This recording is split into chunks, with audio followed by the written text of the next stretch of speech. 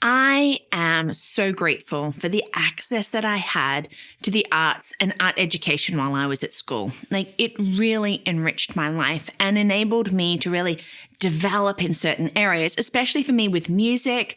I adore music. I love music. I play several instruments, and I was able to go to a school that really was able to help me develop that within myself.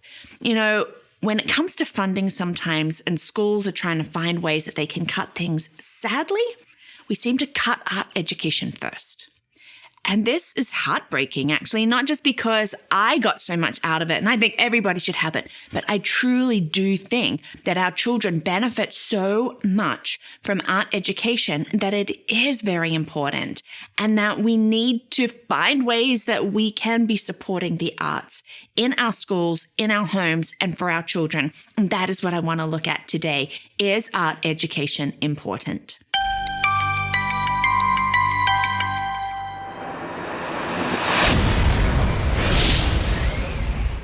Hi, and welcome to Learning Life, and thank you so much for watching today. Art is all around us, whether we're going to art galleries or places to just observe and just check out some beautiful art, whether it's looking at a sunset, being in the world around us, it's there in the music, in the movies that we watch.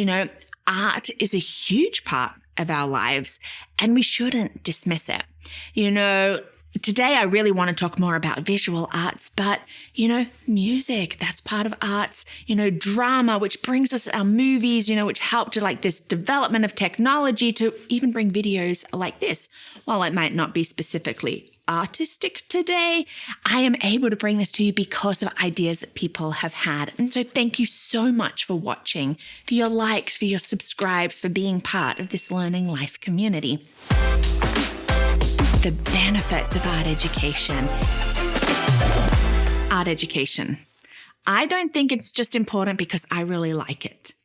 When you look at the benefits of art education, it really is we have to make sure that our children have this.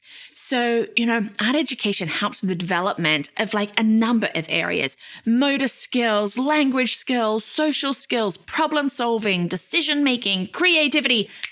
And that's just for starters, okay? So much is wrapped up in art. If we're looking at visual art, we're learning about color and layout, perspective, patterns. When we're looking even at visual, the dramatic arts like music, it's helping us to observe the world in different ways, and especially learning about other cultures. And this is important to you. Yes, it boosts other academic areas. It boosts our writing and our reading and our mathematics. There are studies that show that this is really true. So why do we want to cut the funding to it? I get it. When it comes down to we think these things and we have a hierarchy of importance, maybe art education isn't up there, but it should be. Now, when you are homeschooling, oh my goodness, the opportunities that we have to really give our children rich art education is it's astronomical. It is so easy to do. And maybe your child is in school and maybe they're not getting as much art education. Well, this is stuff that you can do at home as well, because it really is a lot of fun. I want to look specifically at visual arts right now, and art history and artists. It's so easy to do, and you don't have to be good at drawing or at painting to do this. You don't. I am terrible. My brother and my mother are fantastic at drawing and painting, not me. Stick figures, I'm about there. But I do have other artistic expressions, and I love being able to try to draw and paint with my girls. But I'm also a bit of a history nerd. And so finding out about art history and the techniques and about the artists, to me, is fascinating. And I love to bring that to my girls. Art history is so rich, and it ties in with so many other subjects that you can be doing. Yes, it is history. Yes, it is social studies. Yes, it is science, all of these different things. What are some ways that we can start with art education? Start young. Start while they're in preschool and kindergarten and first grade. Start when they're young, and you can always just go deeper and more in depth as your children get older. So let's think of some ways to start. It doesn't have to be a long unit. It doesn't. Okay, you don't have to spend 10 weeks studying one artist, because if your child is losing interest, it's time to move on. Okay, but let's do this. Let's pick an artist. Okay, and then if your child is younger, read a picture book about them. Maybe watch a short video. As they're older, you can look more at the culture and what was happening that time, with what's going on, world history events, all of those things. But find out about the artist and about their life and what is their inspiration. Look at several of their works. Don't just pick one. Look at several, whether it's paintings or it's sculpture or it's other forms of expression in art. Just do that and then get inspired and then create your own artworks based on this artist. And that's where it's just fun. And you can all just really, get involved in it.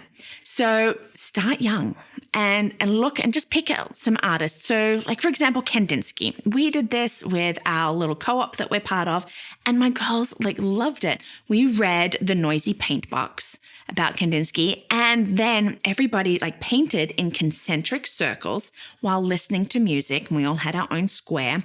And then we pieced it all together to create one big artwork of every child's square of concentric circles, and getting to see what they did with the music and how they felt and they were inspired.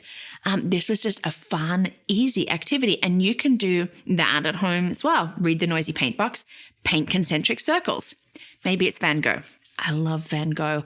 We got blessed and got given tickets to the immersive experience, and my girls loved it. Well, Van Gogh, read In the Garden with Van Gogh or Katie's Starry Night. I love Starry Night. It's one of my favorite paintings. And then do some foil finger painting, trying to get the swirls that Van Gogh does, looking at his light and dark and how he does it. Easy. It doesn't have to be in depth. They don't need to know everything about his life, but just some aspects. The older you get, the deeper you go. Why not Monet? Read Linnea in Monet's Garden. Maybe do a poppy collage or a water lily collage. Look at his techniques, and when he does a lot about his garden with that bridge, are there ways that you can paint and make something that looks like his? It doesn't have to be, but try some of his techniques. Klimt. Read Klimt and his cat. Do some stamp painting, in different shades of gold. When you find out about his life and why was he doing this? Some really easy things. Of course, you can look at Pollock, at O'Keeffe, at Warhol, at Matisse, any of these artists. Look at contemporary artists and what they're doing. Even looking at some famous photographers and what they focus on in their eyes.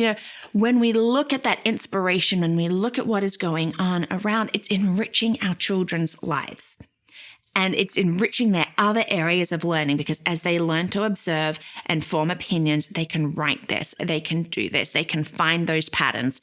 It's going to be boosting across all the academics. So let's not forget art education. It is important, it is vital, and it is so much fun.